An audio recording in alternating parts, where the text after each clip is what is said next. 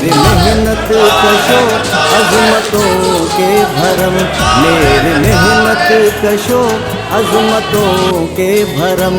आओ कुछ तो करें हम मदावाए गम, आओ कुछ तो करें हम मदावाए गम। एक तहरीक बनकर बगावत का हम, एक तहरीक बनकर बगावत का हम। अब उठाएं अलम और बढ़ाएं कदम, अब उठाएं अलम और बढ़ाएं कदम।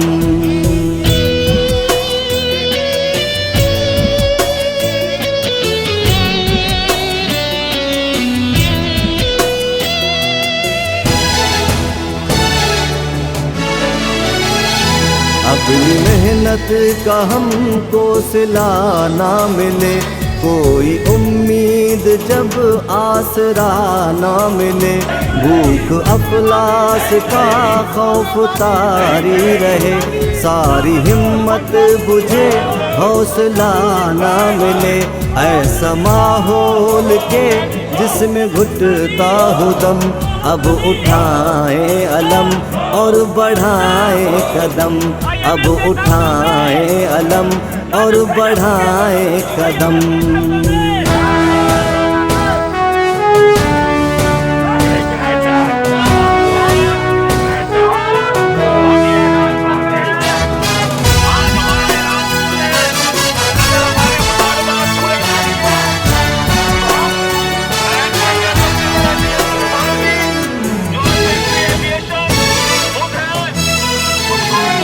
सारी मेहनत पे डाकू जो आके पड़े, अपनी उजरत पे देखो के डाके पड़े। आओ ऐसे अनासिर से मिलकर लड़े, घर में जिनकी वजह से है फाके पड़े। ऐसे तागूत को क्यों न कर दे खत्म, अब उठाएं अलम और बढ़ाएं कदम, अब उठाएं अलम और बढ़ाएं कदम।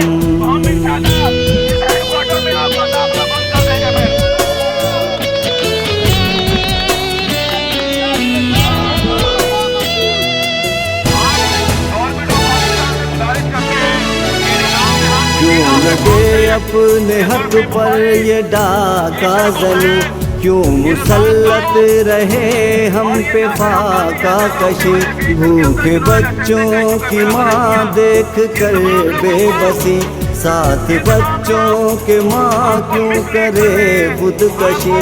क्यों उठाएं भला हम ये रंजो अलम, अब उठाएं अलम और बढ़ाएं कदम, अब उठाएं अलम और बढ़ाएं कदम।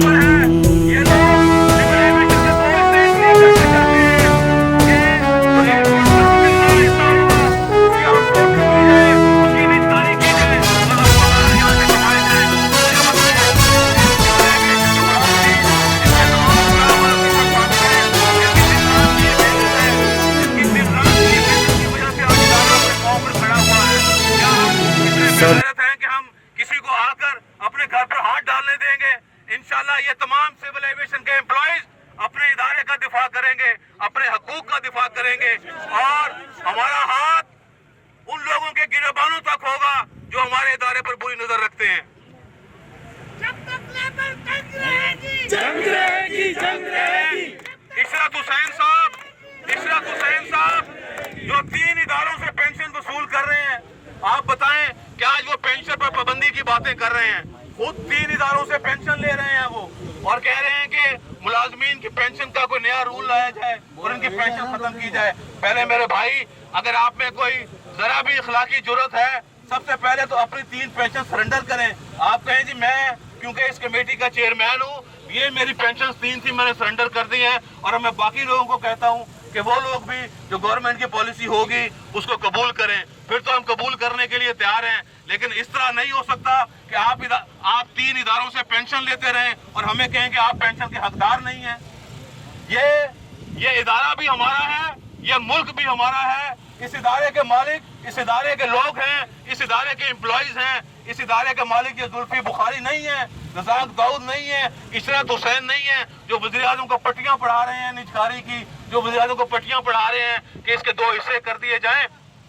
वज़ीर आज़म साहब, हमारा आपसे मुतालबा है, चीफ जस्टिस साहब हमारा आपसे मुतालबा है, चीफ ऑफ आर्मी स्टाफ हमारा आपसे मुतालबा है, खुदा के लिए इन चीजों को देखें कि जो सिविल एविएशन के साथ होने जा रहा है। अगर सिविल एविएशन के एयरपोर्ट जो ज्वाइंट यूजर हैं, हम सिविल एविएशन और पाक फौज, हम मुश्तरका तौर पर एयरपोर्ट तो कई ज्यादातर एयरपोर्ट्स को हम चला रहे हैं। अगर ये एयरपोर्ट आउटसोर्स कर दिए जाएं तो मुझे बताएं कि यहाँ पर क्या कुछ होगा। यहाँ पर जो अभी निगरानी का एक मुस्तहकम अमल जारी है, आउटसोर्सिंग में किसके पास वो तमाम प्रोसेस होगा। तो आपसे गुजारिश है कि आप ये देखें कि ये एयरपोर्ट पाकिस्तान सिविल एविएशन के एयरपोर्ट ये पाकिस्तान के बॉर्डर्स हैं, यहाँ से लोग जाते हैं, यहाँ से लोग दाखिल होते हैं पाकिस्तान के अंदर। एक निज़ाम राइज है, अगर ये आउटसोर्स किया जाएगा और निजकारी की जाएगी एयरपोर्ट्स की तो फिर ये याद रखिएगा पाकिस्तान की सलामती को खतरात लाहक होंगे। आज हमारे साथ इंडिया जैसा दुश्मन हमारे साथ है। आज अफगानिस्तान के जरिए हम बहुत सी तंजीमें काम कर रही हैं, बलूचिस्तान में बहुत से लोग काम कर रहे हैं। अगर एयरपोर्ट्स जो आपके एक मुस्तहकम बॉर्डर हैं, अगर इनको भी मशकूक बना दिया गया, कमजोर कर दिया गया तो याद रखिएगा कि पाकिस्तान की सलामती को खतरात लाहक होंगे। ये हम इसलिए हम सीए के एम्प्लॉइज हैं, हमें अपने मुल्क से भी प्यार है और हम चाहते हैं कि हमारा पाकिस्तान तरक्की करे, हमारे पाकिस्तान के इदारे तरक्की करें। और हम इंशाल्लाह अगर ये हमारे मुतालबात आज नहीं मानेंगे, हम आज पूरे दिन का धरना देंगे, हमारे मुतालबात नहीं मानेंगे तो इसके बाद हम पाकिस्तान के जो मेजर और एयरपोर्ट्स हैं जिनकी निजकारी और आउटसोर्सिंग का खतरा है, हम तीनों एयरपोर्ट्स पे साइमल्टेनियसली वहाँ पर इकट्ठा वहाँ पर हम एक एहतजाज करेंगे, तीनों एयरपोर्ट पर एक ही दिन और एक ही वक्त। और अगर हमारे इस्लामाबाद एयरपोर्ट होगा और अगर और के नाम पर ये प्राइवेट करना चाहते हैं और अगर फिर भी की प्रॉपर्टी हड़प करना और अगर फिर तो भी नहीं करने देंगे। और उस एहतजाज के बाद भी हमारी बात ना सुनी गई तो इन 3 एयरपोर्ट्स के बाद ये तमाम ये जो एहतजाज है इसका दायरा कार बाकी एयरपोर्ट्स पर सिविल पाकिस्तान के जितने एयरपोर्ट्स हैं उनके वहां तक ये दायरा कार बढ़ा दिया जाएगा।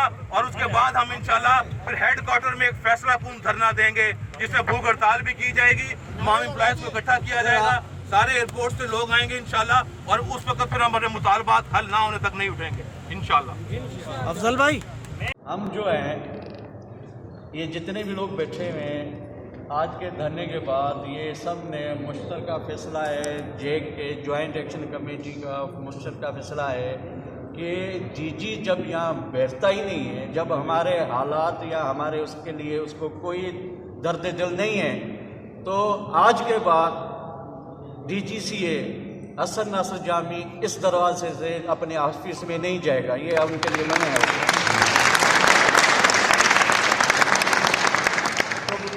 तो इसलिए आप इसके अलावा जो हमारे मुखालफिन हैं, इशरत हुसैन, दाऊद रज़ाक और जुल्फी बुखारी और हमदानी साहब, इन चारों को जहाँ भी जितने भी एयरपोर्ट्स पे जहाँ भी मिले उनका घेराव किया जाए, उनसे पूछा जाए कि आप क्यों कर रहे हैं हमारे साथ। और ख़ास करके इस्लामाबाद एयरपोर्ट वालों को और लाहौर एयरपोर्ट वालों को मैं कहता हूं कि प्लीज़ इन सब का घेराव करें और कहें कि भाई आप हमारे मुस्तकबिल के साथ क्यों खेल रहे हैं, आप कहां से आए हैं, कहां की बनाए हैं आप। तो ये मेहरबानी करके सबको बता दें और इसको चढ़ा दें। उसको ये बेचना चाहते हैं तो मुल्क दुश्मन कंपनी आके इसको खरीद ले, कोई राजनीति कंपनी के पीछे इसका हाथ हो।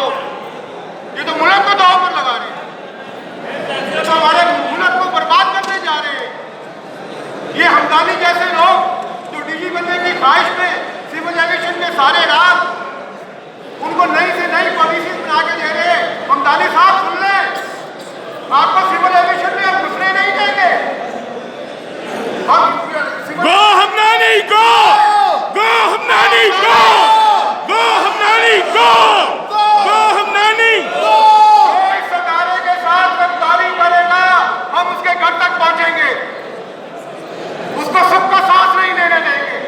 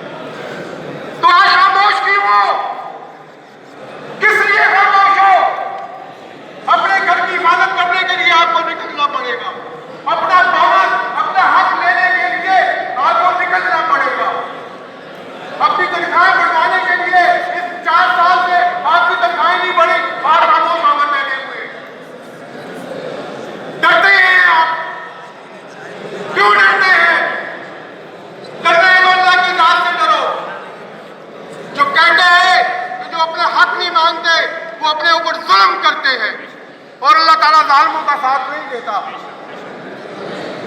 तो भाई आप अपना हक मानते हुए कानून के दायरे में रहकर यहाँ बैठकर इकट्ठे होकर अपना इत्तेहाद दिखाकर, इत्तेहाद ही कामयाबी का राज है।